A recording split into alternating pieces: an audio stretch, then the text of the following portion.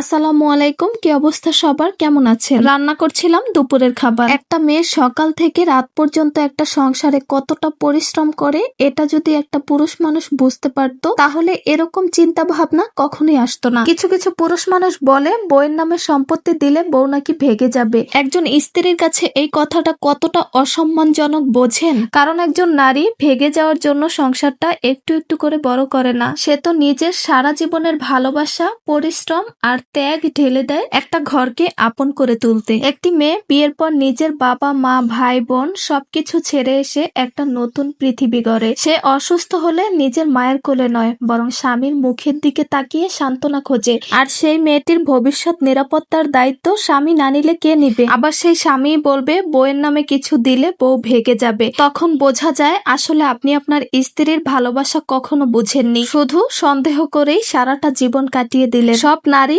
লোভী নয়, সে শুধু চায় একটু ভরসা, একটু নিরাপত্তা, যাতে সে বুক ভরে বলতে পারে এই ঘরটাই আমার, এই ঘরটাই আমার মানসিক শান্তি এবং এই ঘরটাই আমার আপন।